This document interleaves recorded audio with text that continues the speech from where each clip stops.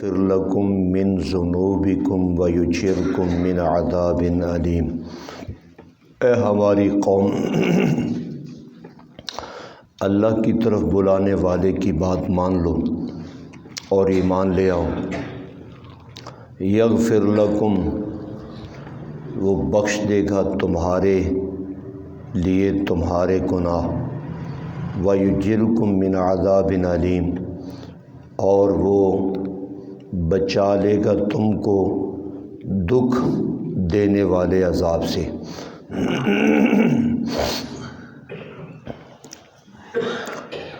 یہاں پر جنوں کی تبلیغ اور دعوت میں اگلی بات یہ ہے کہ ایمان لاؤ، داعیے توحید کی بات مان لو۔ یغفر لکم من ذنوبکم، صرف ایمان لانے پر، اسلام قبول کرنے پر اللہ کریم تمہارے گناہوں کو معاف کر دیں گے۔ یہاں پہ من ذنوبکم، من لفظ من داخل ہوا ہے ذنوب کے اوپر، اور یہ من تبعیضیہ ہے۔ معنی یہ بنے گا ایمان لانے پر تمہارے بعض گناہ معاف کیے جائیں گے، سارے نہیں۔ یعنی وہ گناہ جو کفر کی حد تک تھے، شرک کی حد تک تھے، اللہ تعالیٰ کی جناب میں تھے، وہ تو معاف کر دیے جائیں گے، لیکن جو گناہ لوگوں کی جناب کے تھے، مثلاً کسی کا حق مارا ہے، کسی سے لیا ہے واپس کچھ نہیں کیا، زمین قبضہ کر لی، پیسے لے لیے، یہ جو حقوق العباد والے گناہ ہیں یہ معاف نہیں ہوں گے، یہ اسلام سے بھی معاف نہیں ہوں گے، یہ بندے کے ذمے جوں کے توں رہتے ہیں۔ اور یہی بات جنوں کی جماعت نے کہی کہ یغفر لکم من ذنوبکم۔ حدیث پاک ہے، حضرت عمرو بن عاص رضی اللہ تعالی عنہ نبی کریم کے پاس تشریف لائے اسلام قبول کرنے کے لیے، مسلمان ہونے کے لیے، اور انہوں نے کہا کہ حضرت آپ مجھے بیعت کر لیں۔ آپ صلی اللہ تعالی علیہ وسلم نے ابھی اپنا ہاتھ نہیں اٹھایا تھا، اور یہ ہاتھ یوں کیے ہوئے تھے کہ مجھے بیعت کر لیں، اور تھوڑے دیر کے بعد، وقفے کے بعد، آپ علیہ السلام نے اپنا ہاتھ یوں کر لیا کہ آ جائیے آپ اسلام کی بیعت کر لیں۔ انہوں نے اپنا ہاتھ کھینچ لیا۔ نبی مکرم نے فرمایا کہ تو پہلے کہہ رہا تھا مجھے بیعت کر لو، اب میں بیعت کرنا چاہ رہا ہوں اور آپ اپنا ہاتھ کھینچ رہے ہیں۔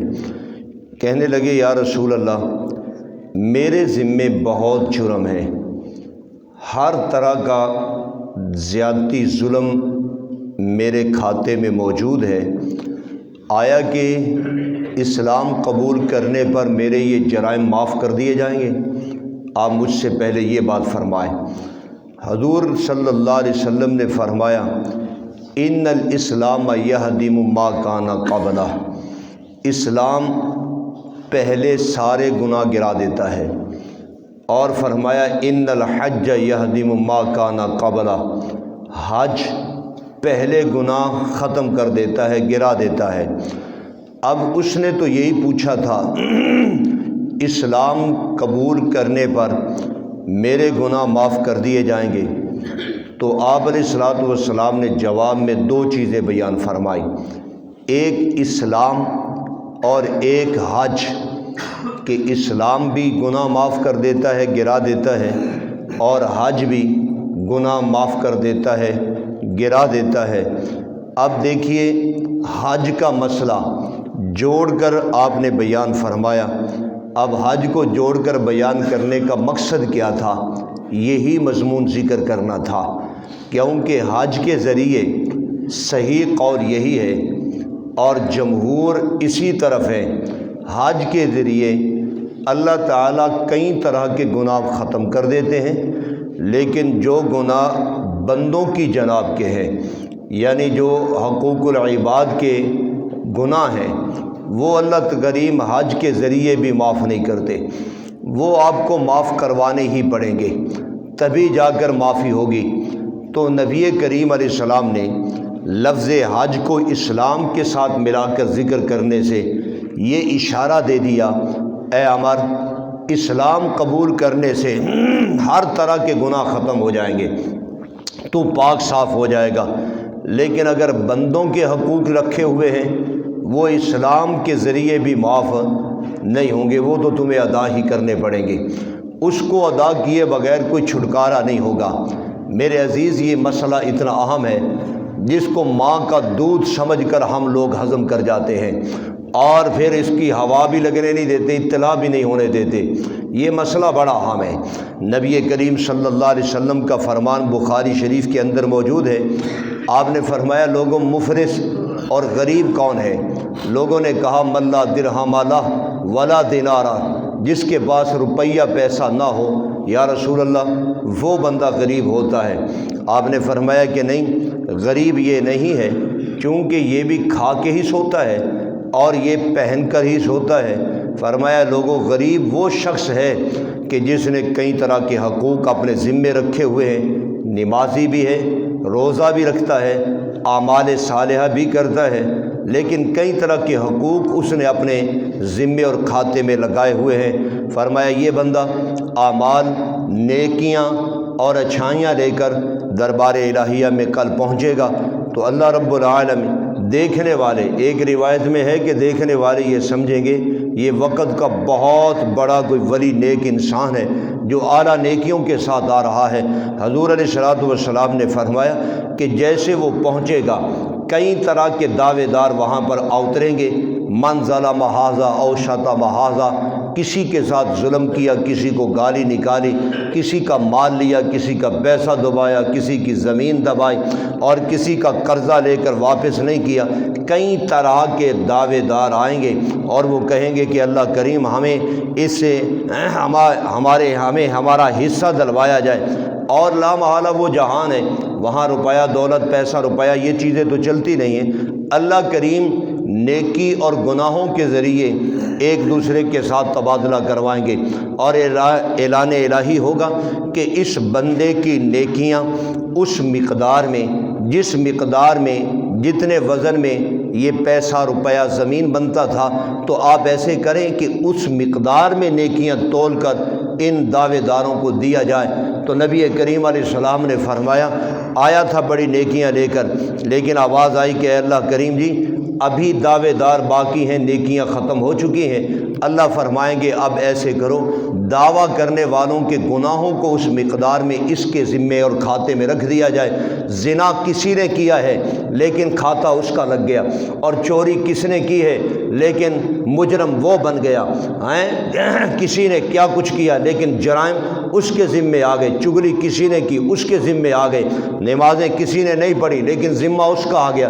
فرمایا ان کے گناہ اس کے ذمے لگائے جائیں۔ نبی کریم علیہ السلام نے فرمایا، بڑی نیکیاں لے کر آیا تھا لیکن بڑے زیادہ گناہ لے کر جہنم کا ایندھن بن رہا ہے، یہ بندہ مفلس ہے۔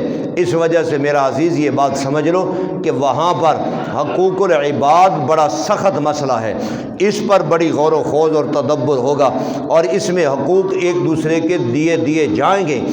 نبی کریم کا فرمان ہے، فرمایا مرنے سے پہلے یا تو دے دو یا بخشوا لو، دونوں کاموں میں ایک کام کر لو، یا دے دو یا بخشوا لو، وہاں پر نہ بخشے جائیں گے نہ دیے جائیں گے، یہ چیز ذمہ لازم ہے۔ نبی کریم صلی اللہ علیہ وسلم کی اپنی سیرت طیبہ کتنی اعلیٰ ہے۔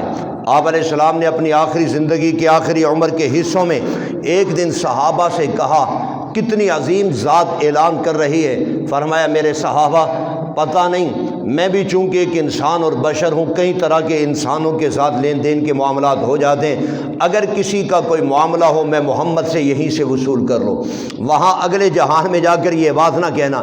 نبی پاک تو معصوم ہے، امام الانبیاء علیہ السلام تو خطاؤں سے پاک ہیں، بلکہ حضرت تو محسن ہیں، قاسم ہیں، لوگوں کو کئی طرح کے پیسے روپے مال غنیمت کائے ہوئے دینے والے ہیں، لیکن آپ علیہ السلام نے میرے اور آپ کے لیے جملہ بولا، اور حدیث بخاری موجود ہے کہ ایک شخص جنگ احد کے موقع پر نبی کریم صلی اللہ علیہ وسلم کے پاس آیا اور اس نے آ کر کہا یا رسول اللہ یہ جنگ ہے، اگر میں یہاں اس جنگ میں میں شہید ہو جاؤں میں کہاں جاؤں گا؟ آپ نے فرمایا فی الجنہ، تو جنت میں جائے گا۔ اس نے کہا کہ اب تو جنت میں جاؤں گا، کھجوریں جنت میں جا کے کھاؤں گا، وہیں کے میوے اور مزے کروں گا۔ اور وہ پلٹا، نبی کریم نے فرمایا این السائل، سائل کدھر ہے جو ابھی مجھ سے مسئلہ پوچھ رہا تھا؟ وہ جا رہا ہے۔ فرمایا واپس بلاؤ۔ آپ نے فرمایا پھر کیا کہہ رہا تھا؟ اس نے کہا یا رسول اللہ اگر میں شہید ہو جاتا ہوں تو میں کہاں جاؤں گا؟ آپ نے فرمایا تو جنت میں جائے گا، الا الدین، مگر قرض ہے تو جنت میں جائے گا نہیں۔ فرمایا یہ جبریل آئے ہیں، مجھے اسی طرح بات کہہ دی ہے انہوں نے، جبریل نے آ کر یہ بات مجھے فرما دی ہے، اگر آپ کے ذمے قرضہ ہے تو جبریل نے کہہ دیا ان کو کہہ دو کہ بے شک یہ مقدس خون ایک قطرہ، حدیث پاک میں آتا ہے کہ ایک قطرہ زمین میں بعد میں گرتا ہے اور اللہ رب العالمین اس کے گناہ سارے پہلے معاف کر دیتے ہیں۔ اس وجہ سے علماء میں اختلاف ہے اس بات کا، آیا کہ شہید کا جنازہ ہے یا نہیں ہے؟ اختلاف ہے علماء کا۔ امام شافعی، امام احمد بن حنبل، بڑے بڑے علماء یہ شہید کا جنازہ پڑھنے کے قائل نہیں ہیں۔ ان سے کہا گیا کیوں نہیں پڑھنا؟ وہ کہتے ہیں کہ جنازہ تو اس کا پڑھا جائے جو گنہگار ہو، اللہم اغفر لحینا و میتنا کہہ کے تم نے دعا کرنی ہے۔ اور امام الانبیاء صلی اللہ تعالی علیہ وسلم نے فرمایا ہے کہ شہید کا ایک خون کا قطرہ زمین پر بعد میں گرتا ہے، اللہ تعالیٰ سارے گناہ پہلے معاف فرماتے ہیں۔ اس وجہ سے وہ کہتے ہیں جنازہ ہے ہی نہیں، لیکن پیغمبر کائنات فرماتے ہیں الا الدین، اگر مخلوق کا قرضہ ہے وہ معاف، اس کو بھی وہاں کھڑا کر دیا جائے گا، جاؤ جا کر پہلے لین دین کر کے آؤ پہلے، پھر بعد میں اگلا معاملہ ہوگا۔ جنوں کی جماعت نے کہا یغفر لکم من ذنوبکم، تمہارے اسلام قبول کرنے پر چند گناہ معاف ہو جائیں گے اور چند گناہ پلے رہ جائیں گے، اور وہ بندوں کے اور مخلوق کے حقوق والے گناہ وہ معاف نہیں ہوں گے۔ حضرت سیدنا نوح علیہ السلام کا تذکرہ قرآن پاک کرتا ہے۔ حضرت نوح پیغمبر ہیں، انہوں نے اپنی قوم کو سمجھاتے ہوئے، اپنی قوم کو واعظ و نصیحت کرتے ہوئے فرمایا میری قوم ان اعبدوا اللہ، اے میری قوم عبادت کرو اللہ کی، واتقوہ، اور شرک سے بچ جاؤ، اور شرک سے بچ جاؤ، واطیعونی، اور میں نوح کی اطاعت کروں، اطیعوا اللہ واطیعوا الرسول، اللہ کی اطاعت اور اللہ کے رسول کی اطاعت دو ہی چیزیں ہیں۔ آپ قرآن اور سنت پہ چلے جاؤ، آج کل کے دعوت یہی ہوگی، اللہ کی مانو اور اللہ کے نبی کی مانو، قرآن کی مانو اور قرآن نبی مکرم کی حدیث پاک اور سنت پہ چلے جاؤ۔ فرمایا کہ میری قوم اعبد اللہ، عبادت اللہ کی کرو، اور واتقو، شرک سے بچ جاؤ، واطیعونی، اور میری اطاعت کرو۔ تو قوم نے اور فرمایا کہ پھر نتیجہ پتہ کیا نکلے گا؟ یغفر لکم من ذنوبکم، یغفر لکم من ذنوبکم، تمہارے سارے گناہ اللہ معاف کر دے گا۔ یہاں پر بھی من کا لفظ داخل ہوا، اللہ نے یہ نہیں فرمایا کہ یغفر لکم ذنوبکم، تمہارے سارے گناہ معاف کر دیے جائیں گے۔ یہاں پر بھی یہی بات ہے کہ اطاعت اللہ رسول کی کرو، تمہارے وہ گناہ معاف ہو جائیں گے جو ان کی جناب کے ہیں، لیکن وہ گناہ باقی رہ جائیں گے، اور جو مخلوق کی جناب کے ہیں یہ گناہ تو معافی لینے سے ہی معاف ہوتے ہیں، یہ گناہ معاف نہیں ہوتے۔ ان گناہوں پر پکڑ دکڑ ہوگی، یہ مسئلہ بڑا اہم ہے، فرمایا کہ یغفر لکم من ذنوبکم۔ حضرت عبداللہ ابن مسعود کی تو حدیث ایک ہم تک پہنچی ہے، اور اس میں پتہ کیا ہے؟ حضرت عبداللہ رضی اللہ تعالیٰ عنہ فرماتے ہیں رسول اللہ صلی اللہ تعالیٰ علیہ وسلم نے فرمایا ایک بندہ گناہ، سائل سوال کرتا ہے یا رسول اللہ جو ہم نے اسلام سے پہلے کے گناہ کیے کیا اسلام کے بعد ان گناہوں کی پکڑ ہوگی؟ نبی کریم نے فرمایا اسلام سے پہلے جو تم نے جرم کیے ہیں اگر اسلام کے بعد نہیں کرتے وہ معاف ہو جائیں گے، اگر اسلام کے بعد نہیں کرتے وہ معاف ہو جائیں گے۔ اگر اسلام کے بعد پھر کرتے ہو تو ان کی بھی پکڑ کر لی جائے گی، ان کی بھی گرفتاری ہو جائے گی اور ان کے بارے میں بھی پوچھ گچھ ہو جائے گی۔ یہاں تک بھی جملے امام الانبیاء صلی اللہ تعالیٰ علیہ وسلم نے ارشاد فرمائے ہیں۔ بہر صورت یہ جنوں کی جو قوم ہے اور انہوں نے جو پیارے پیغمبر سے قرآن سنا ہے اور سننے کے بعد انہوں نے اپنی قوم کو جو دعوت و تبلیغ کی، اس میں بڑی بڑی اہم معلومات اللہ رب العالمین نے ذکر فرمائی، اور اس میں ایک یہ بھی بات ارشاد فرما دی کہ انہوں نے کہا یغفر لکم من ذنوبکم، ایمان لاؤ، توحید پہ پکے ہو جاؤ، شرک کو چھوڑ دو، فرمایا تمہارے وہ گناہ جو اللہ کی جناب کے ہیں اللہ رب العالمین معاف فرما دیں گے، اور جو گناہ دوسرے ہیں ان کی پکڑ دکڑ ہوگی۔ وَيُجِرْكُم مِّنْ عَذَابٍ عَلِيمٍ، اور اللہ کریم تمہیں دکھ والے عذاب سے بچا لیں گے۔ ابھی ان کی دعوت چل رہی ہے۔ الحمدللہ رب العالمین۔